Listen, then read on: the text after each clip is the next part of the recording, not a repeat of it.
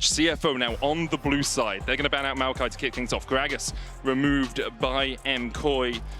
We're obviously into game 4 of Fearless, so we are losing a lot of those top-tier power picks, but still a few very strong ones available. I'm looking at things like the Vi, the Pantheon, Varus. Gwen banned away, the Varus as well, as you say. Yeah, there are still obviously a lot of picks to work through here. Gwen getting banned away a number of times. They're going to be throwing some of these targeted bans. You know, we can clearly tell that MKOI is very prepared. They are targeting some of these top laners. Last time it was Cassante, you know, as well as Jace that was getting banned out. This time the Gragas is going to be banned out. The Jax is going to be banned out. Sion was already played, so that is his top 3 already gone. Rumble was already played, so that's his top 4 champions already gone. Shen was already played. York was already played. So, you know, out of the champions that he actually has played so far this split, it's just Ornn and Set remaining. So he is definitely being pushed as far as the champion pool is concerned. And it'll be interesting to see if MKOI want to throw another ban, and yes, they do. So they're going to triple ban top. This is the strategy I was talking about earlier. If you think someone has a champion pool that you can attack, you get to game 4, you get to game 5, naturally so many of the champions are already gone. Now you really pinch it. And all of a sudden, the only champion that he still has up and available that he's actually played this split is a Set. Yep. And do you really want to blind pick a Set? No, you probably don't. But guess what? You're on blue side, so you're going to have to bring something else out, or you are going to have to be in that position.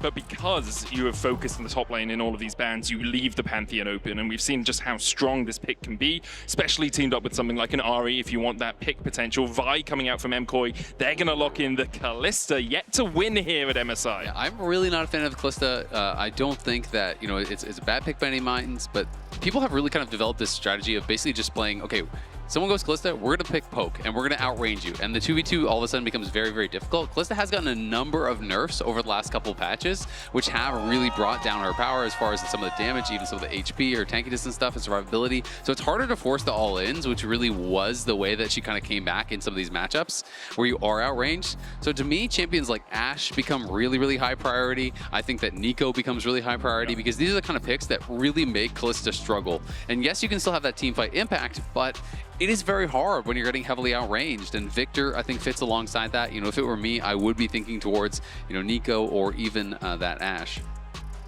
Currently, it's going to be the Cassante locked in here for Driver. Usually we see rest on this champion for CFO, so obviously MKOI's target banning has pushed Driver onto something he hasn't played this spring. I'm sure he's comfortable on it, but when we saw Rest play something that usually Driver plays, it was not a pretty experience. Misleveling abilities on the Ornn, building in a questionable fashion. Does that go both ways? I think Driver has been the better of the 2 top laners. The question is, can he pilot this Cassante as the Renata is locked in for Alvaro? We will be finding that out here in this game, absolutely. I mean, his 3rd most played all time. It has not played at this split, but of course, yeah, they have really been heavily investing into the 6-man roster. They swap back and forth constantly. They have them focused on certain champions. So that is the question. It's like, we know he can play it in the past, but how many Cassante games have you played, you know, in the last X months? You know, how polished are you on this if this is not usually one of the ones that you are expected to play?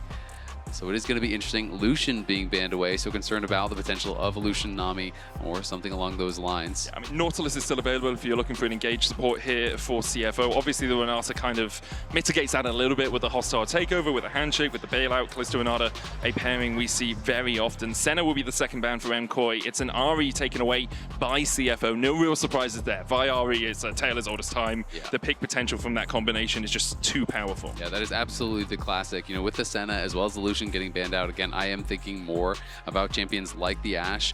We have seen Doggo play it. He does only have the 1 pick on it. You know, MF is something that some people also do like into it. That does have a pretty strong early lane. Obviously, you can get mid lane control pretty damn well as well.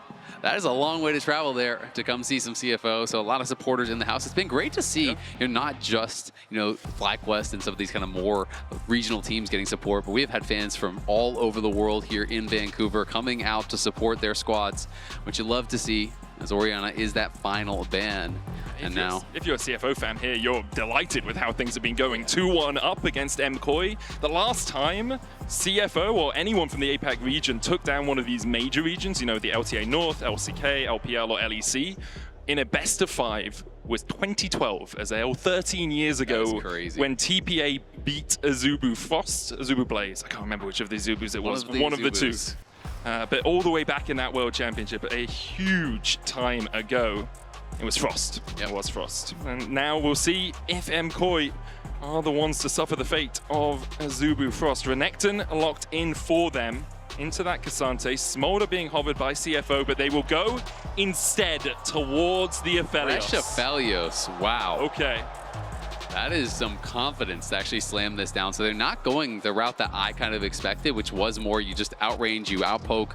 Yes, Aphelios does have some good early range with the sniper gun, but that's not really what you're thinking of when you think of this pick as a poke champ. Thresh, obviously, a lot of people aren't really a big fan of it because the execution barrier is so high. This champion can look incredible, but if you are not on point, it is not going to work out. And we're getting A-Soul from JoJo here coming out. That is honestly really hype. He does have one game that he played on it in the LEC, and he was really becoming more flexible, I felt, in playoffs in Split 2. You know, bringing out the Cassin and bringing out the Cassio, bringing out these picks that people weren't necessarily expecting.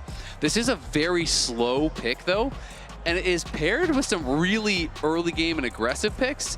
So it is kind of interesting. You know, sometimes people will talk about drafts like that and they'll say, well, that's your late game insurance, right? Like that's your win condition in the late game. And I do think that can be true, but A-Soul I do think is going to struggle to get involved early, and where you have, you know, this Vi, this Kalista, this Renekton that want to fight early and often. A-Soul kind of wants to sit back and farm and be able to stack up Stardust and have the empowered ultimate, you know, be able to be ready in that style of game.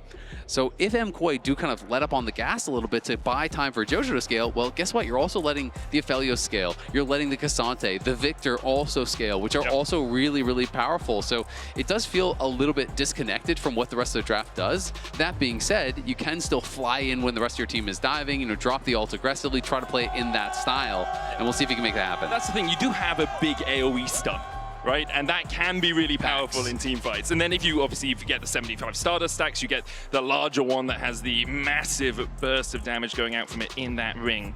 For MKOI, still 2 games to go if they want to make a date with anyone's legend. For CFO, all it takes is one. All it takes is one. A slew of JoJo fans in the audience here in his homeland. Yeah, it was great. Ginger looks for a little bit of poke. Looks like it's just going to be a relatively traditional line of scrimmage here. JoJo is stepping forward as Elioya and Milwin look for a ward. Driver coming in from the side, but Alvaro I don't think has been spotted here. If Driver does step a little bit too far forward, and he does, Alvaro didn't level up the handshake, so couldn't pull Driver back. In the end, MKOI with 5 players here. The hook from Kaiwing is going to connect. Breath of Light coming out from JoJo. MKOI will push CFO back. Yeah, he's able to land that hook, but JoJo just standing there, being able to get some damage back himself, and the minions now just spawning, so not going to be too much of a concern. You can see JoJo going Comet here, is going Resolve secondary, so second win here, expecting to be getting poked by a Victor. When you are playing against control mages on the A-Soul, it can be a little bit difficult at times because when you start queuing, you are locked in place, right? You are not moving. It is very easy to hit Victor lasers. It's very easy to walk forward and drop the gravity well, you know, try to put that pressure on. And CFO are going to start this game off very aggressively on the enemy blue buff here. They will obviously have that information, and we'll see how Elioya wants to respond. He's warded out on Raptors, so they're going to know if he goes for a cross-map play and tries to split this map. See if it is a split map or if Elioya comes across and just makes sure to get, or try to get, his Wolves and his Gromp. Bot lane push always so vital in these sorts of situations. Junja on the Wolves has that level 2. Elioya comes around the corner. We'll spot Junja here. JoJo taking a little bit of damage in the mid lane. Elioya just, assuming he delays Junja as much as he is being delayed, it's fine. Junja obviously has to walk all the way back into his own jungle, but with Kaiwing moving up, Elioya has to back away. Exactly, he's going to have to back away here, so Junja will be able to take away these camps, and now you are in this kind of weird situation where you're saying, okay, well, can I still cross-map? Like, or do I just have to kind of accept that I'm just going to get 3 camps and then try to play for a scuttle or look for a gank here? As JoJo will be constantly getting poked out here. Doggo and Kaiwing did get the push here early on. And Doggo utilizing that early range with the sniper gun, just constantly auto Supa. Every time Supa is trying to hit a minion, Doggo is standing in the minions and hitting him because he has that additional range. So playing that out really, really well. And you can see Alvaro getting over there, spotting that Junja is still in the area, but Junja will be able to finish off that camp. And now the question remains. JoJo has to walk away from the Siphon Power. Singularity trying to get the stacks, won't get any of the minions as well, which will be disappointing for the MKOI mid. So Elioya is going to go try to get in this cross map here. And now the question becomes, you know, does Junja actually try to defend his top side, or does he just accept, hey, I'm going to take these 3 camps and then back off? And he's clearly going towards that top side. So has pings on it, knows that they could be over there. Elioya does not have smite, neither does Junja, but it looks like the camp is going to be dead before he gets there. Yeah, Elioya will be able to secure this blue. sees Junja and decides to back away. He's not going to contest around the Gromp. Especially Honkyu has that teleport and would be able to get back on the map pretty quickly. Elyoya seeing if Junja goes in here for the Scuttle Crab. Junja can just pass down towards the bot lane because his bot side is still pushing in. So will be an exchange of crabs, but Junja about 2 camps up overall. Yep, going to be feeling pretty good about that, but not honestly that big of a deal for Elyoya. Yes, you lost some of those early camps, but at least you got Scuttle, you stole one away, and we will see, his wolves and whatnot respawning relatively soon. So we'll see how much of an advantage Junja gets and what he can really do with it. Obviously early play, wow. Yeah, really nice play there from Doggo and from Kaiwing, cycling through those Aphelios guns. And that currently has the Infernum, which obviously gives you good wave clearing. The Graviton really nice into the Callisto as well. The ability just to lock her down with that empowered Q. Elyoya is just walking straight down here. I think they're looking for a gank. Will we see Alvaro commit for a Q flash?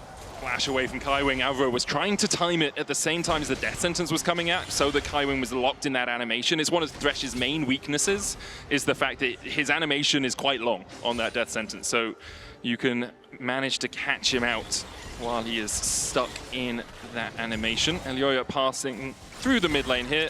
Looks like he's just trying to help Jojo get the push out so Jojo can go back and pick up probably a bit of a stacking item, maybe the tier early on here on the Aurelion Soul. Yeah, we'll see where he wants to go. A lot of the A-Souls that I've been seeing recently haven't really been feeling that they need to go for mana items. Okay. So they have been going, sometimes just straight Leandries. I've been even seeing sometimes just straight Rylai's and things like this. So there are a lot of different options. We'll see where Jojo wants to go here. But obviously the Raptors have respawned, so Elyoya going to be able to grab that. Now the Wolves, the Gromp going to be back up, so he is going to be cycling through this. Junja will be ahead a couple camps and is going to be feeling quite good about that. We should have the earlier level 6 result. I mean, speaking of being ahead, Doggo has almost twice Super CS. And this is Kalista Renata, which is known for its early pressure in the lane. Doggo and Kaiwing having a whale of a time down here. The 500 gold lead obviously facilitated by the fact that they were able to get one of those plates early on in the bot lane. And also you have to think for Super and Alvaro, this side of the map wasn't controlled by MKOI at all. So they always had to play a little bit further back because of the threat of Junja. Yeah, they absolutely did. But I mean, CFO's bot lane played it out really, really well. Yeah. Utilizing the additional sniper range in those early autos, constantly poking away at Supa, keeping him pushed in. And as a result, it's been very difficult here for Supa and Alvaro. We'll have to see, when you hit 6, sometimes you can find an all-in that just kind of turns things around as this sort of bot lane duo. But topside going pretty well for CFO also, pretty much dead even as far as the farm is concerned. Driver's already TP'd back with that Bramble Vest. Mirwin is going back to base now, but there's not going to be any sort of a swap. They're just heading right back down towards bot, so this 2v2 will continue. And Supa has the upgraded boots. Doggo still has yet to base, though. He stayed around for a really long time. I think they were trying to see, was there going to be a swap? What was going on? But he should have a really good buy now that he goes back. It was also, they saw Elyoya clearing a ward as they were doing the dragon, and then Elyoya based in the pixel bush. And it's like, well, we can't really safely walk back down through here, so that he went back around, waited for Elyoya to be off the map, and then was able to get back down there, push out the wave. See the Sky's Descent coming out from Jojo, just for a little bit of poke onto Honkyu, but Siphon Power shielding is enough. Honkyu pops through his refillable as well. Yeah, it's not going to do that much damage early on, so you can just use it also for Stardust. Every time you hit a champion, you do get 5 additional Stardust there, which is obviously that permanent scaling on all of your abilities, so is quite powerful. And it does help you just push out that wave. It's one of these things that you see in a lot of control range matchups, whether it is, the Orianna using the Shockwave early, or Victor ult, or Even Annie and all these things. Annie was just chucking out for the wave control. Elyoya looking for mid here, yet to hit that level 6, about halfway there. Junja has just ticked over to it, so we have to be aware of that Grand Starfall, see what he wants to do on the map, where he wants to be. Bot lane seems like a key point to go towards. Doggo now has the Moonlight Vigil complete as well, that level 6 ticking over for him. And it's MKOI who are initiating the lane swap here, bringing Super up towards the top side. They are, but it is MKOI that's also going to be dropping the wave to do it because, they didn't actually answer on bot side. They didn't have TP when they make this swap happen. So Mirwin is going to miss, I think, at least most of that wave, if not the entire wave, as he goes down bot to collect it. We can see Doggo is going in for the collector first item, so he's going to be more towards that spellcaster style build here, where it is a lot of that burst damage. We can see a lot of different builds these days for Aphelios. Sometimes people are just going more auto-attack focused, things like the Untal, more towards the scaling with Jojo. Astral Flight out from Jojo, flashes first, then gets the Astral Flight, gets himself to safety. Always a risk with Junja there. Cease and desist from Elyoya available, but don't really want to jump onto the Pantheon without the rest of your team there to follow up. Grubs up Jojo's ultimate still yet to come off cooldown. Arcane Storm used by Honkyu to clear out the wave in mid. Elyoya's going for it. Cease and desist. Junja's immediately going to stun him up. The handshake coming out as well as Honkyu has a couple of spears in his back and Super needs the rend. He finds it. Alvaro survives the last tower shot and MKOI on the board. Yeah, Honkyu getting a bit disrespectful there. You saw everyone on that side brush, and he said, no, it's fine. I can just clear this out. Meanwhile, though, Doggo is getting plates topside, and they're denying that CS. So, honestly, not that bad for CFO, but, of course, Honkyu going to be unhappy that he did go down there. Cost him his flash as well. When trading with Driver, but it's a Cassante. He should just be able to walk this one out. Still has the all-out as well, if necessary. Mirwin just slices and dices back towards the wave. Falling Star coming out as Doggo with the Severum and the Crescendum combination. Just trying to force Jojo low, but doesn't really get too much damage out. Does still have the Moonlight Vigil, which when you use it with that red gun, gives you a big health explosion. If you use it with the white, obviously you get a huge amount of chakrams that can do quite a lot of work in a team fight. But pretty accelerated is Doggo, 84 CS, a couple of plates to his name as well. About 400 gold ahead of Super right now. Moonlight Vigil just short of clipping Jojo. Yeah, and Doggo just trying to push out this wave, and we'll be getting out of there with the Lantern. So was looking for a bit of poke, couldn't quite find it. Jojo did go for the early lost chapter here, so we'll see where he wants to build. If it's just going to be Blackfire Torch, you know, Blackfire Torch Leandries can be relatively popular. You could go for a late tier, but I'm not kind of expecting that at this point. And we'll just be going for heavy scaling. His Driver's going to take a fight. Goes all out onto Mirwin. Slice and Dice has already been used. Mirwin does still have his flash, but so does Driver if he wants to follow up. Mirwin, he took the fight. Ruthless Predator for the stun across the wall. Elyoya can come and join it. Gets the knock-up on the Driver, who flashes away, but the flash chase is there. Driver trying to survive through this Kaiwing. Almost there, almost in range to get him out. The hook just short of hitting Mirwin, but the follow-up from Doggo is superb. CFO turned the fight around. Yeah, Doggo gets in there with the flash, able to finish him off, grabbing that kill. That is big.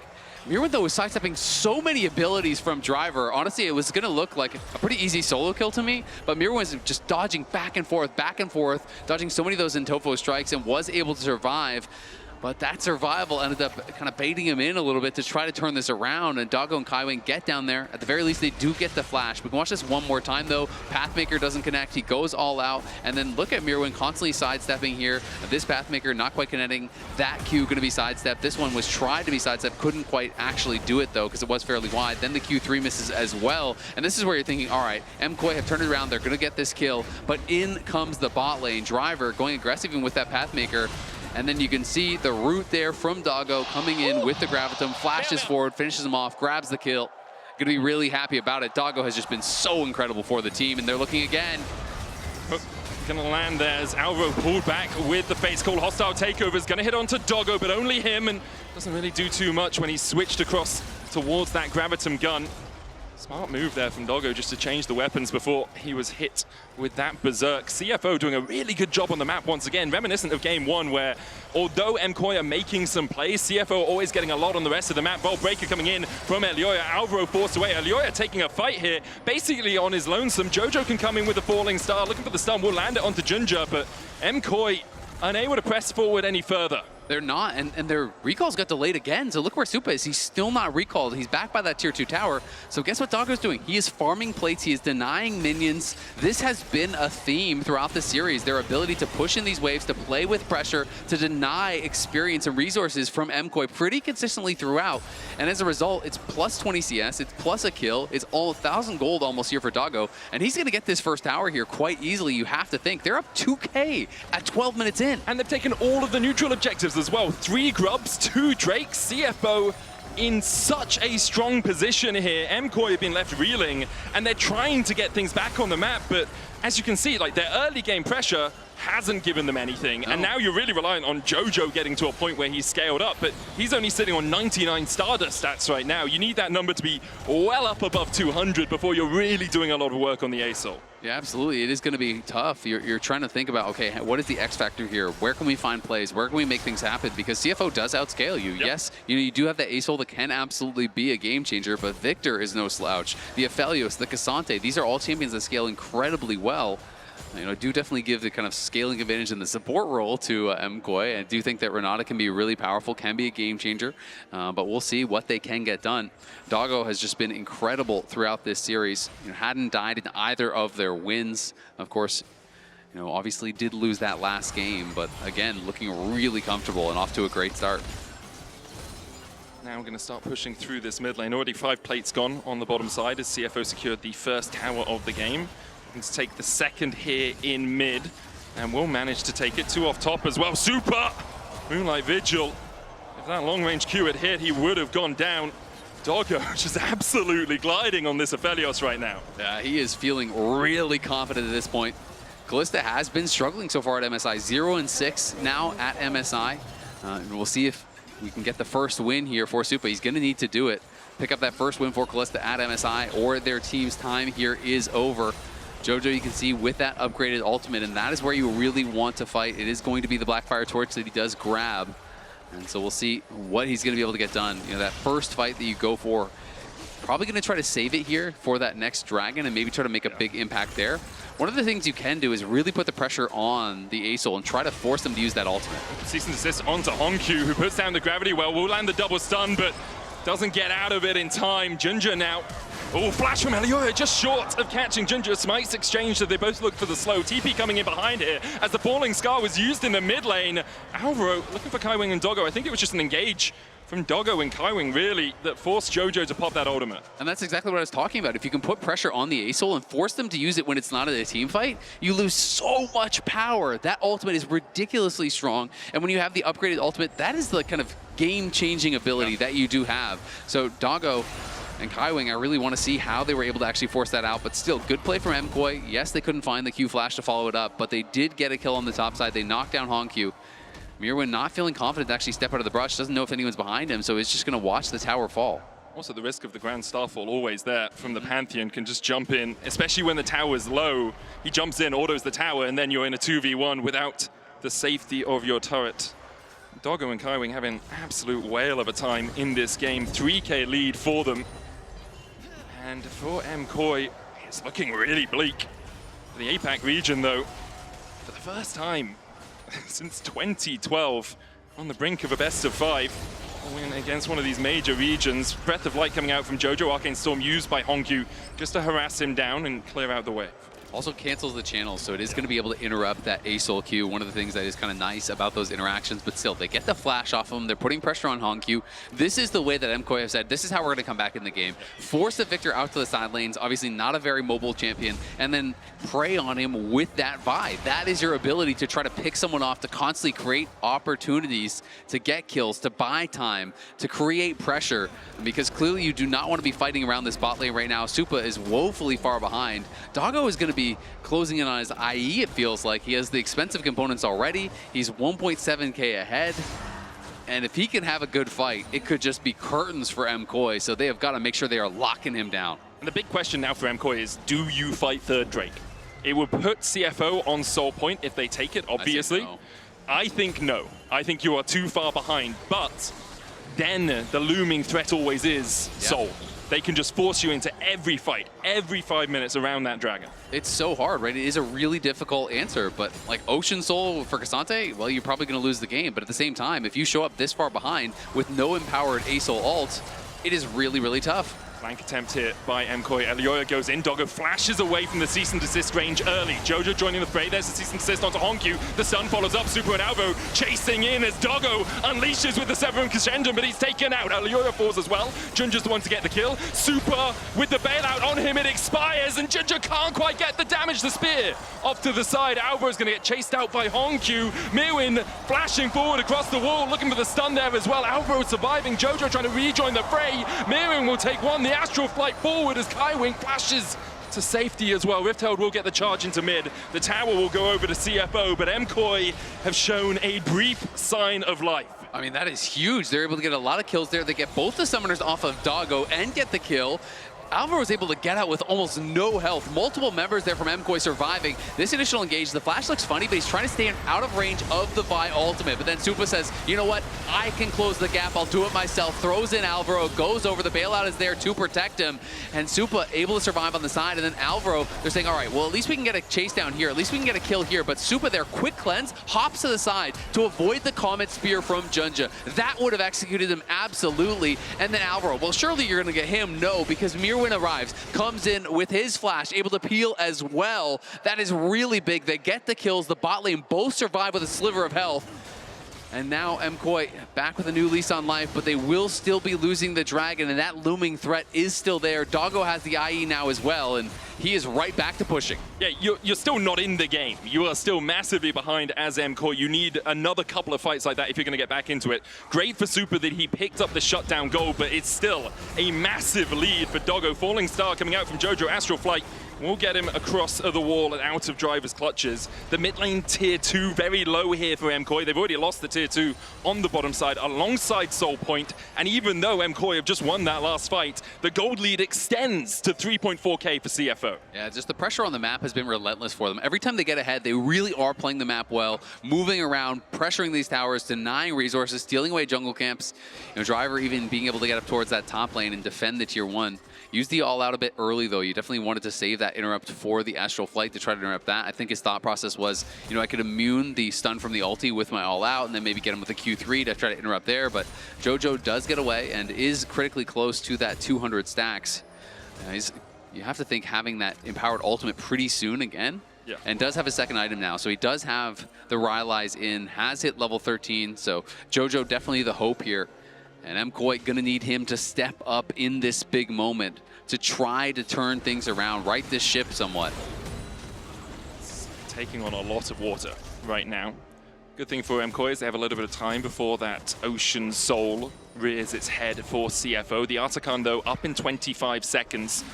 And Doggo still a full item ahead of his opposite man. Honkyu farming up on the side lanes. Game hasn't really been about him. He has had a really good series, but he's doing what he needs to do. Staying relatively even with Jojo. Is about 500 gold ahead just because of the passive gold that CFO have picked up across the map.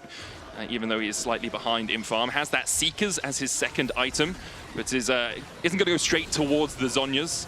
He will... Usually you build it after you pop the Seekers. Like, if I've used that in the fight, well, then I'll go up towards the Zhonyas, but no point upgrading it until you actually use the initial. And I think in a game like this, getting an early Seekers actually makes quite some sense because they know, hey, if we win this next fight, that could be game deciding, but MKOI don't want to give them the opportunity here. They're starting this up. They do have the Kalista. They're going to try to secure this. They're even TPing for it. Both TPs coming in. MKOI can just turn on the TP. They're going to look for Driver on that TP. In comes Cassante, but immediately dashes away with the Pathmaker. Artican's going to reset. Super's going to take a little bit of damage from it as it goes back into its pit. Kaiwing clearing out the vision here as well. Driver does have that all-out and the flash. Importantly, no flash at the moment for Doggo, but a McHale's for Kaiwing, a Lantern for Kaiwing.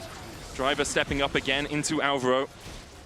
No flash as well for Super as they put the spears into the Artican once again. A Comet Spear from Junja looking for the steal. Driver going in. The skies descend. Really a game changer in a fight like this, but Alvaro's already down to half HP. Look how far Doggo is back from the team.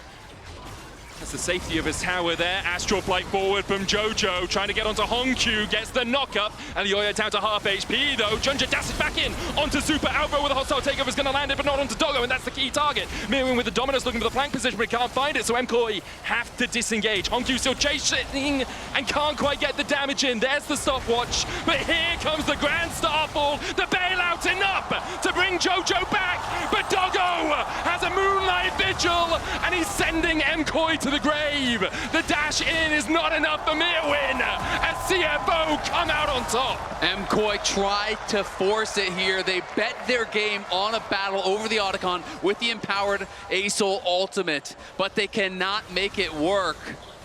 They lose multiple members here. 3 fall down. They lose the Otacon, and CFO will even be able to reset in time. Let's watch this one more time. As Junja goes in here, he flashes out. The hostile takeover comes over, and he's not able to actually connect on Doggo. Mirwin constantly looking for an angle to flank here, but he's kind of separated from the rest of the team. Can't really find a way, and then Honkyu flashes forward. Alvaro is incredibly low, so Junja says, I am going for it. But the bailout comes through, buys some time until Doggo gets in range, nails the ulti, knocks down a double, and then Mirwin is isolated in a 1v3. That's an easy kill to add in as well. CFO in full control of this game. MKOI are going to have to fight again in a minute here. 40 seconds now until that soul is up and available. They have to find a way to make this fight work, you have to think, or it is done for them at MSI. No skies descend for Jojo. No flashes for anyone but Super and Mirwin on MKOI. How do you get on the backline? How do you get on Doggo? He was untouched in the previous fight, still has his cleanse and his flash and his threat and a Mikhail's and a Pantheon and a Cassante in front of him. He'll take the tier 2 tower in the mid lane. They push Mirwin back. Driver just clearing out waves down towards this bottom side. And now CFO retreat towards the Dragon. It's going to be a recall coming out from Honkyu in that mid lane. He has the TP though, so he can rejoin the fray in just a second. MKOI start up the Drake, and there's the teleport from Honkyu. Yeah, they're starting it up, and it's going to be all down to this Driver trying to threaten the flanking position here. But MKOI may just get pincered. Driver could just all out onto Super. Does have that up, but no flash for him. Mirwin forced away towards the top side. CFO take control over the Dragon. Elioya goes in, only onto Kaiwing. Doggo still untouched. Mirwin looking for the flank position. The falling star comes down. The hostile takeover is going to hit on Doggo, but immediately cleanses away, and Super's already down. Driver on the back line doing so much work here. Elioya with the bailout, can't kill off Junja. And there's the soul.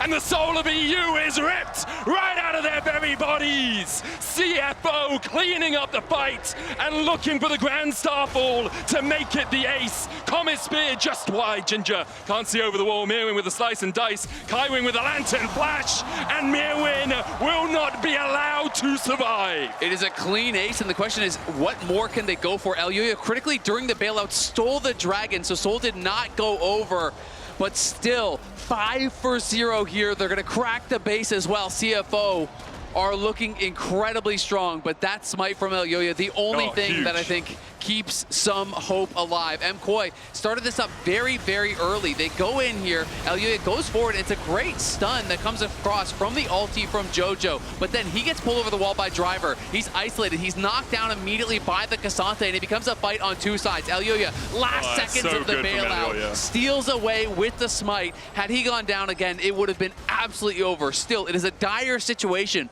but there is at least some hope still here for MKOI. And then Mirwin sidestepping as much as he possibly can, but CFO chasing him down. Flash play, easy enough with the lantern to grab that last kill. I was so sure in the moment the CFO had managed to get the soul there last second from Elioya with the smite through the bailout, but still an 8,000 gold lead for CFO. Elioya has that cease and desist. Doggo still has his flash, only had to use the cleanse, and now has the Lord Dominic's regards complete as well. I mean, Doggo is just a monster. This guy is the problem. You have to kill Doggo. That is the only way you're going to be able to win a fight. This guy is ridiculously strong, and this is the last time APAC, now LCP, actually won an EUNA or Chinese or Korean team in a best of 5. Taking down one of those teams in a series like this would be massive for them. And CFO looking to try to do just that, looking for this upset and to try to prove that first stand, not a fluke. This team is here to play. This team is here to play with the best. Yeah, caught out by Driver here, and Tofu's go wide for that Q3. Flank position from CFO again, but they've done this so well in the games where they've had a lead. Just deny vision out of this topside jungle. Make sure that around the Baron, MKOI are in total darkness. Sky's Ascend available to Jojo. Has 300 stacks now on this Aurelion Soul. Junja looking for Jojo. There's the Sky's Descent. Junja forces Mirwin back towards the side. Honkyu with a stopwatch. Hostile takeover coming out, but doesn't hit onto Doggo once again, who has Severin Crescendum. Great guns to fight. For the moment, I'm not going to be able to go any further on it. And with no ultimate, they're going to go straight to the Baron here. All it got was the zonies off of Honkyu and it hit Driver. That was really all it accomplished. And now MKOI are going to have to try to get back in, find a way to win a fight without their key ultimates. Jojo showing on the bot wave as well. Would have to teleport up here. They're going to go for the battle. Elioya trying to go the long way around to look for a steal. There it goes. The smite secures it. Junja will get the Baron for CFO. 3 minutes on the clock now. And 2 minutes into that, the Ocean Drake comes up once again. Absolutely. I mean, Jojo just desperately trying to push on this bot side, seeing if he can get some gold back, but there's no way he's going to be able to actually finish off this tower. He knows it. He has to just go back to base. They have to try to go bounty hunting, try to find some way to pick up some gold to try to pull this back, but you're 9,000 gold behind. And again, the biggest problem is that it's so isolated on Doggo. This guy is miles ahead of where Supa is, and they know it. it's really the key member. All you have to do as CFO is protect this guy, make sure that he can stand and fire, and you are going to win every fight. And you have so many tools to do so as well. Driver with the all-out. Ginger can jump in with the Grand Starfall to distract the back. You've got the Lantern as well, coming out from Kaiwing alongside that MKOI and Redemption. For MKOI yet to pick up a tower in this game. That's part of the reason they're so far behind. They just haven't really got any of that standing gold off the map. Whereas Doggo has just had it injected right into his veins. Jojo trying to farm up towards his third item, has the Fated Ashes and the Haunting Guys, so Leandri's just cresting over the horizon if he can get that little bit of extra gold, but CFO are denying everything out of the MKOI jungle. And the vision is such a problem. You know, you look at the mini-map here, you have Elyoya trying to go for this deep kind of flank angle. There's no wards in this whole section for MKOI, so even after they're able to actually have this spawn, how do they get over there? How do they actually try to defend? Oh, Jojo teleports in. Driver looking for that flank position once again. The Singularity out from Jojo will hold the wave for now. Breath of Light as well to try and clear out some of these barrened up minions. Driver in the mid lane is on that inhibitor. And MKOI aren't trying to defend there. The Infernum almost just wipes them. The Redemption coming down almost takes out Alvaro, but immediately MKOI have to back away. A Moonlight Vigil from Doggo made me think of Aphelios of yesterday. That was like 300 years. That was just absolutely absurd from the CFO AD carry, now knocking on the Nexus. CFO, just a single kill away, you have to feel, from this best of 5 victory. They'll take down one Nexus tower. Elyoya still looking for the flank, but he's marked. Merwin dashing in, Jojo forced away by the Arcane Storm. Doggo, he knows Elyoya's there, and he's not even the one pushing in right now. Jojo goes in with the Astral Flight. Mikhail's away on Honkyu as he flashes. The Nexus tower down to half HP. Doggo still just waiting for Elyoya. The Nexus tower, they can't clear the minions quickly enough, so it's gonna fall. All Out comes out. There's the Falling Star. Hostile takeover coming across the side as well as Driver is down. Junja runs to fight his teammates, runs away from MKOI. Really nicely done there by MKOI. They do actually hold onto the base. Elyoya, though, gonna get spotted. He's gotta be careful. They're just gonna ult in with the Pantheon for the Dragon. They're going straight for the soul. Elyoya has gotta get over here and find some way to actually steal this, and Junja knows it, so he's not giving him time. Elyoya realizes, I have no vision, I have no chance, I can't die here or the game will just end. So you have to give up the soul. Doggo is playing so far back there, and the reason is he knows it doesn't matter if Vi ults me. If no one can follow up, I'm in no danger. So he was just kind of marking the Vi, not allowing him to come in for any sort of a play. That was the MasterCard priceless moment of the game as CFO secure the Ocean Soul. They have a teleport on Driver, none on Honkyu. There's a ward in the base and pings towards the Nexus. Doggo now, 4 items. Rapid Fire Cannon with Gravitum is a very sticky situation to find yourself playing against. I mean, there's not even any Nexus towers, right? You know, you could just walk in and finish the game if they feel like it, but at the same time, I think, you know, the smarter play may just be playing it slow, playing it steady, play through the side lanes, allow those super minions to draw the pressure, go for that triple inhib. Instead, they're looking for a potential pick here. They're seeing, does MKOI get greedy for some vision in their own jungle? Well, they get a tiny bit of it, but MKOI back away after placing a couple of very superficial wards. CFO will push them out. 5 players grouped up in this mid lane. GA finish for Junja. Yet to see a third item out of Honkyu. As we've said, game not really about him at all. Singularity comes down and MKOI's wave clear is solid for the moment. Double super minions on the bot side though, about to push in. Junja pings on the wave and starts to crash that forward. Yeah, CFO moments away, you have to think, from a potential match here with AL. Looking to try to close this one out. Hook misses. Dominus out from Mirwin. Elyoya looking for the flank position. Hostile takeover used as well, but CFO just back away and then reset. Junja going in. Falling Star coming out as they dive onto Doggo, but he cleanses and flashes, and now he's barking. Doggo with the chase in. CFO cleaning up the fight. The Nexus in their eyes. After 13 years of hurt, the light of the LCP shines bright as they claim a best of 5 against a major region. What an impressive performance here from CFO. It began at First Stand. It continues here at MSI. This team is so damn good, showing their strength here against MKOI, taking down the #1 team from the LEC and doing it in fairly dominant fashion, winning all 3 games with Driver in. He was playing out of his mind today, and Doggo was impossible to catch. The guy was just smurfing it in every single win. Just incredible performance all round from CFO. For MKOI, they will be very disappointed in themselves coming into this tournament. As the first seed from the LEC, they wanted to show that they can battle on the major stages, especially since the history with Mad Lions is there, the history of disappointment when they come to these international tournaments, though. CFO, on the other hand, just superb all round from them. What an underdog story. And we're going to see the final bow here from MKOI. Showed us some really fun games, and definitely going to be thinking back to that BLG series, you know, what if that final game, it was very close to them being able to force a game 5. In that game 4, you know, one pick, the Nexus gets taken down, and you're going to have a lot